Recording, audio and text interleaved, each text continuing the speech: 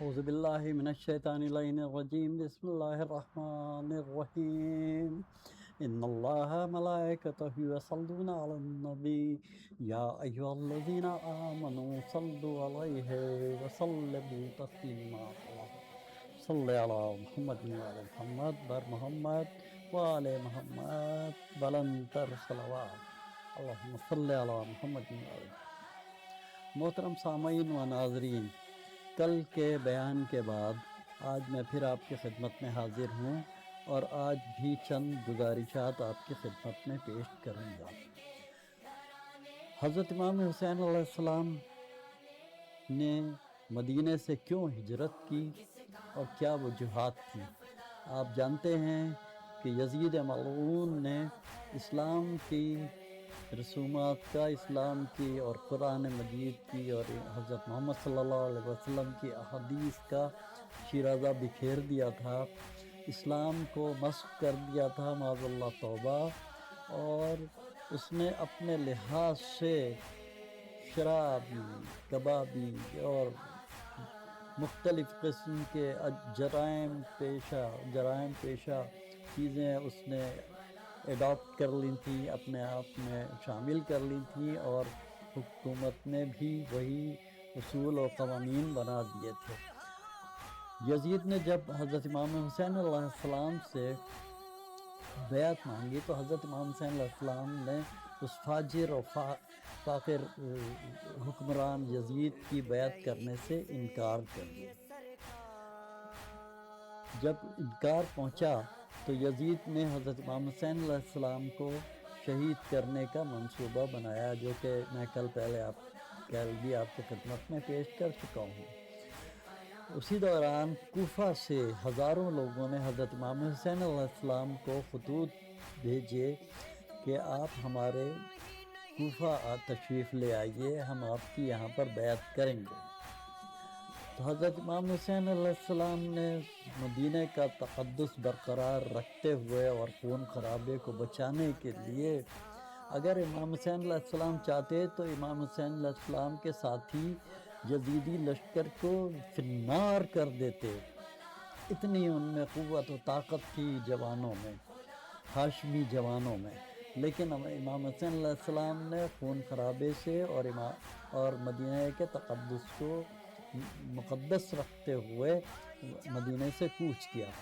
راستے میں حضرت امام حسین علیہ السلام نے اپنے سگے چچا زاد بھائی مسلم بن عقیل علیہ السلام کو کوفہ بھیجا اور کہ معلومات کی جائیں کہ وہاں کیا حالات ہیں۔ جب حضرت مسلم بن عقیل کوفہ پہنچے تو وہاں لوگوں نے ان کے ہاتھ پر امام حسین علیہ السلام کے لیے بیعت کی، ہزاروں لوگوں نے بیعت کی۔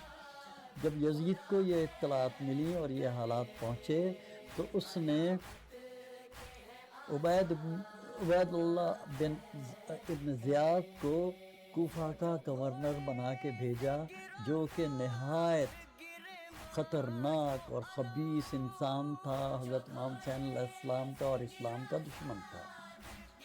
اس نے حضرت مسلم بن عقیل علیہ السلام کو گرفتار کرنے کے لیے ادھر ادھر چھاپے مارے۔ حضرت مسلم ابن عقیل رات کی تاریکی میں کسی ایک گھر کے سامنے بیٹھے ہوئے تھے۔ وہاں ایک ضعیف خاتون نے جب ان کو دیکھا تو پوچھا کہ آپ کون ہیں اور کہاں سے تشریف لائے ہیں؟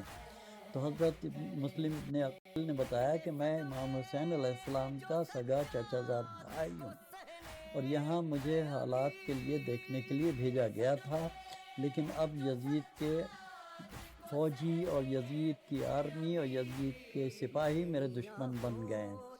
تو ان خاتون نے حضرت مسلم بن عقیل کو اپنے گھر میں رات کو پناہ دی، لیکن یزید کے لشکر کے سپاہی حضرت مسلم بن عقیل کو تلاش کر رہے تھے۔ ان کو کسی طرح سے خبر ہو گئی کہ حضرت مسلم بن عقیل اس گھر میں موجود ہیں، تو وہاں پر بہت بڑا لشکر آیا اور وہاں حضرت مسلم ابن عقیل علیہ السلام کو گرفتار کر کے ابن زیاد کے پاس لے گیا۔ ابن زیاد نے حضرت مسلم علیہ السلام کو شہید کرنے کے لیے اپنے محل پر کے چھت پر بھیجا، اور وہاں ان کو گلا باندھ کے پھانسی میں لٹکا دیا گیا۔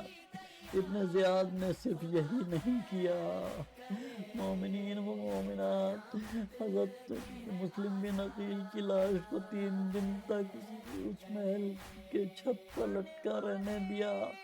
اس کے بعد پھر گھوڑے کے ساتھ رسی سے باندھ کے پورے شہر میں پھرایا۔ سلام حضرت مسلم بن عقیل پر۔ محترم ناظرین و سامعین، آج 3 محرم ہے، اس کے لحاظ سے چند بیانات میں آپ کی خدمت میں پیش کرنا چاہتا ہوں۔ آج 3 تاریخ کو 60 ہجری کو 9 ذی الحجہ کو کوفہ کے دارالامارہ میں جب حضرت مسلم کو پھانسی دی گئی تو حضرت امام حسین علیہ السلام کو اس کی اطلاع مل گئی، لیکن مولا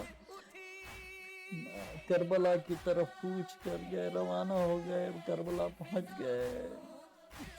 وہاں پہنچنے کے بعد 3 محرم سے ابن زیاد کی فوجوں نے آنا شروع کیا اور اس میں تعداد میں اضافہ ہوتا چلا گیا۔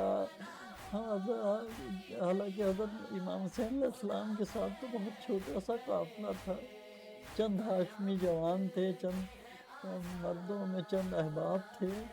حضرت امام حسین علیہ السلام نے پیغام بھیجا کہ میں آپ کے نبی حضرت محمد صلی اللہ علیہ وآلہ وسلم کی امت کی اصلاح کے لیے آیا ہوں، میں کوئی حکومت کے لیے نہیں آیا ہوں۔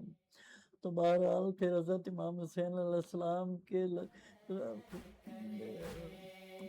قافلے کو ہر طرف سے گھیر لیا گیا، اور اس کے بعد مظالم کا جو پہاڑ توڑا گیا